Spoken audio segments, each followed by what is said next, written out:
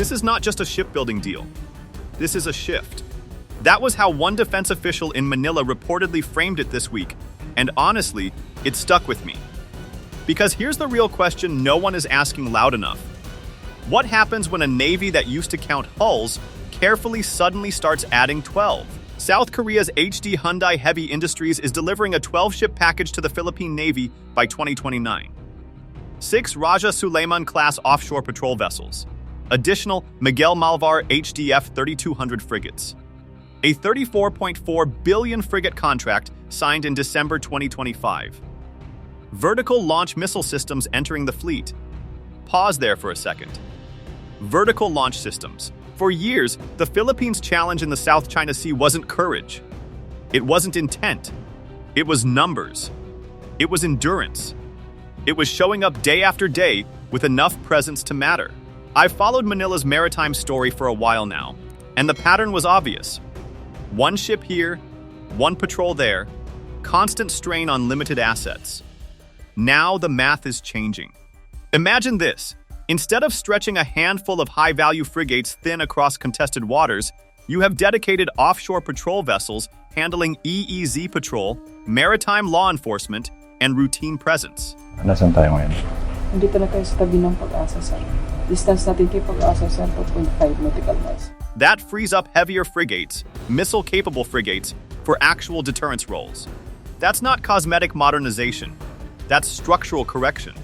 And let's be honest, the timing isn't random.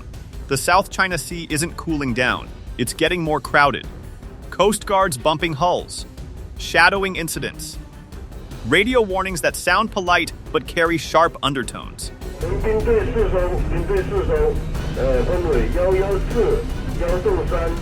In that environment, patrol density equals political leverage. The Raja Sulayman-class OPV are the steady heartbeat. They stay out longer. They cost less to operate. They quietly normalize Philippine presence in its own waters. But the HDF 3200/Miguel Malvar-class frigates? That's the shift from presence to consequence. The ship is also a symbol of our partnership, of the Philippine Navy's partnership with Hyundai Heavy Industries. We hope, sir, that we will have more partnerships in the future. When you introduce vertical launch missile capability into your surface fleet, you change how others calculate risk. It doesn't mean escalation. It means credibility. It means that any potential adversary has to think twice before assuming numerical advantage equals dominance. And here's what really stands out to me. This isn't Manila acting alone. This is deepening defense industrial cooperation with South Korea, a country that understands maritime vulnerability and regional competition in a very real way. Seoul isn't just exporting ships, it's exporting confidence and long-term sustainment architecture. I'm happy to note that companies in the Republic of Korea have proven their quality, their reliability, and good faith in negotiations. Governance standards are kept high. 12 ships by 2029. Read that again. If deliveries stay on track, the Philippine Navy of 2029 will not look like the Philippine Navy of 2019. More hulls, better endurance, real missile capability layered into the fleet, greater operational flexibility, the ability to divide missions properly instead of constantly juggling priorities. And that's the quiet revolution here. Not dramatic speeches, not flashy announcements, just steel being cut, hulls being launched, systems being installed, slowly, methodically, almost boring if you're not paying attention. But if you are paying attention, you can see it. The balance in the South China Sea doesn't change overnight. It changes through procurement cycles, through contracts, through shipyards thousands of miles away shaping the future of a regional navy. This deal is one of those moments, not loud, but transformative. The numbers are worth paying attention to because they tell a story beyond just dollars and tons. On December 26, 2025, the Defense Acquisition Program Administration and HD Hyundai Heavy Industries signed a contract to build 2 3,200-ton frigates for the Philippine Navy, with delivery scheduled by 2029. The deal was valued at roughly $34.4 billion, about US $587 million. Fast forward a few weeks, and on January 13th, 2026, the lead Raja Sulayman-class OPV, the BRP Raja Sulayman, departed Ulsan, South Korea, marking the first major delivery milestone for Manila's fleet modernization. That ship isn't just steel in the water, it's the tangible start of a 12-ship expansion that will dramatically shift the Philippine Navy's posture. By the end of this near-term program, Manila will add 6 Sulayman-class offshore patrol vessels and multiple HDF 3200 frigates. Altogether, that's 12 new hulls entering service between now and 2029. Each addition increases patrol density, endurance, and presence, the kind of baseline capability that used to stretch thin across the country's maritime zones. But the real game changer is the HDF 3200 frigates. These will be the Philippines' first warships equipped with vertical launch systems. That doesn't just modernize firepower. It opens the door to surface-to-air missile deployments and future upgrades, giving Manila a more credible deterrent in contested waters. For the first time, presence is backed with capability, a subtle but significant recalibration in the South China Sea. This timeline isn't just a list of events. It's a roadmap for how a navy grows from scarcity to structured, layered maritime power. Every contract signed, every hull launched, and every system installed is a signal the Philippines is stepping into a new phase of naval maturity. And by 2029, the balance of patrols and deterrence in its waters will look very different. The Raja Sulayman-class OPVs are the workhorses of Manila's upcoming fleet expansion. Each ship displaces around 2,450 tons, stretches roughly 94 meters, and can stay at sea for about 30 days. They carry an OTO Malara 76 mm gun, Hanwha combat management systems, and long-range patrol sensors. But it's not just about hardware. Their real role is persistent maritime presence. Think EEZ patrol, fisheries protection, and constabulary duties in gray zone situations. These ships are built to assert sovereignty quietly, but consistently. Then there's the heavier hitter, the HDF 3200 Miguel Malvar-class frigates, displacing 3,200 tons with a crew of roughly 120, capable of cruising at 25 knots for up to 20 days. These ships bring serious multi-role capability with AESA 3D radar, hull sonar, vertical launch missile cells, anti-ship missiles, and medium-range SAMs like the reported VL Mica. Their purpose isn't just presence, it's deterrence, anti-surface and anti-air warfare, fleet integration, and area denial. When these frigates join the OPVs, the Philippine Navy doesn't just patrol more, it projects credible power across contested waters. Combined, the Sulayman OPVs and HDF 3200 frigates create a layered naval posture, endurance and density at the front line with OPVs, and deterrent punch and fleet coordination through frigates. By 2029, Manila will have a more versatile, resilient, and credible fleet capable of sustained operations in the South China Sea. This contract is a testament to the strong strategic partnership between Korea and the Philippines. Because when you hear it, you realize this isn't just about steel and shipyards. This is about changing the rules of presence in the South China Sea. 12 new ships by 2029, 6 Raja Sulayman-class offshore patrol vessels, and multiple HDF 3200 Miguel Malvar-class frigates will reshape Manila's naval posture in a way that has been long overdue. Vertical launch systems, extended patrol endurance, more hulls in the water. The numbers alone tell a story, but the story behind them is even more interesting. In our nation's history, this acquisition project gives us the chance to own modern, state-of-the-art military hardware to raise our defense capabilities and capacity. The roadmap is straightforward but ambitious. On December 26, 2025, DAPA and HD Hyundai Heavy Industries signed a $34.4 billion, $850 billion won contract to build 2 HDF 3200 frigates, with delivery set for 2029.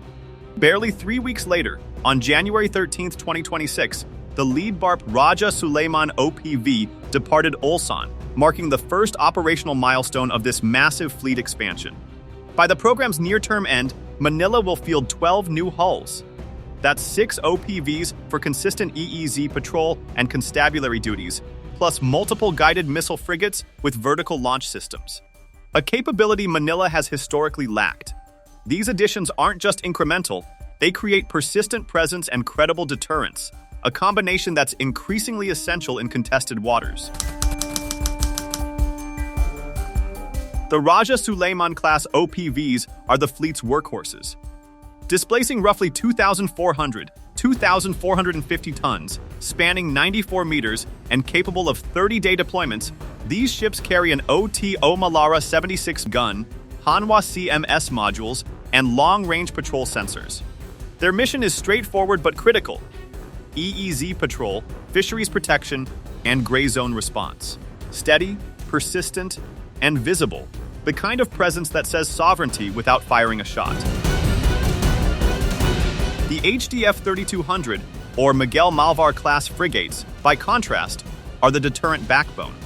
At 3,200 tons, with a crew of around 120 and a top speed of 25 knots, these ships combine AES A3D radar, hull sonar, vertical launch missile cells, anti-ship missiles, and medium-range SAM to provide layered anti-air and anti-surface coverage. Their role: fleet integration, area denial, and credible deterrence. Together, OPVs and frigates create a layered maritime posture that balances endurance with punch.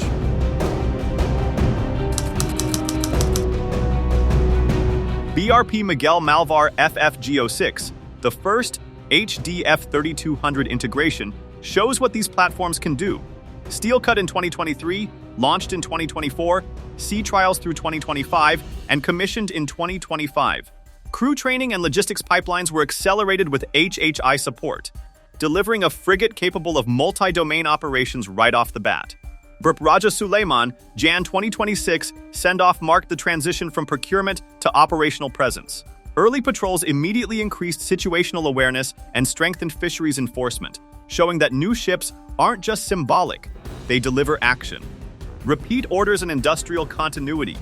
The Philippines' continuous procurement from high OPVs, frigates, additional frigates, illustrates standardization benefits, lower lifecycle costs, streamlined crew training, and predictable maintenance cycles. Operational effect: 6 OPVs significantly increase patrol density, enhancing persistent EEZ presence and maritime law enforcement. HDF 3200 frigates with VLS elevate deterrence, creating a layered air or surface defense umbrella, making gray zone coercion more costly for potential adversaries. Doctrine and force posture. Manila is shifting from a coastal constabulary focus to a maritime denial plus presence posture. OPVs for routine enforcement, frigates for higher intensity deterrence and coalition interoperability. Geopolitical signal. South Korea emerges as a strategic partner beyond traditional Western suppliers, giving Manila more autonomy in procurement while deepening ROK, PH defense industrial ties. Regional balance. Quantitatively, the Philippines' modern surface combatant tonnage rises by several thousand tons. While still below PLAN totals, the psychological and tactical impact in contested shoals is substantial. Adding 2 guided missile frigates to their very small fleet means that China's no longer running alone in the arms competition in the South China Sea. Even with this expansion, challenges remain. Staggered deliveries through 2029 mean short-term capability gaps persist. Weapons and sensor fit-outs may vary, so true combat power depends on final loadouts. Maintaining new ships requires stable OM budgets and logistics pipelines, or capabilities could hollow quickly. Finally, more capable assets raise the stakes in encounters, demanding clear ROE and de-escalation protocols to manage regional tensions responsibly. To make the most of this fleet expansion, sustainment funding must be a top priority. Allocating multi-year operations and maintenance budgets will ensure that the new hulls remain fully operational, avoid gaps in readiness, and protect the long-term investment that these ships represent. Without steady funding, even the most advanced platforms can become liabilities rather than assets. Logistics and training also need serious attention. Expanding shore infrastructure and running joint exercises with partners like South Korea, the United States, and Australia will give crews the experience and support needed to operate these vessels effectively. Familiarity with maintenance routines, resupply procedures, and combined operations will directly improve operational readiness and mission success. Equally critical is C4ISR integration. Linking the new ships to coastal radar networks, satellite feeds, and airborne intelligence, surveillance, and reconnaissance assets will give commanders a complete maritime picture. This connectivity ensures that the increased fleet size translates into smarter, faster decision-making rather than just more hulls at sea. Finally, Manila should develop clear arms control and de-escalation protocols. As the Navy becomes more capable, encounters in contested areas carry higher stakes. Clear rules of engagement, communication channels, and escalation management procedures will ensure that enhanced capabilities are used responsibly, reducing the risk of unintended confrontations while maintaining credible deterrence. By 2029, the Philippine Navy will be larger, more capable, and better integrated than ever before. 12 new hulls, from persistent OPVs to missile-equipped frigates, will transform presence into credible deterrence. Beyond steel and sensors, this program signals a strategic shift in the South China Sea. One Manila and Seoul are quietly but deliberately shaping. If you found this analysis valuable, share your perspective in the comments. Your insights help deepen the conversation and sharpen our understanding of evolving regional dynamics. Thank you, and we will see you soon in our next geopolitical discussion.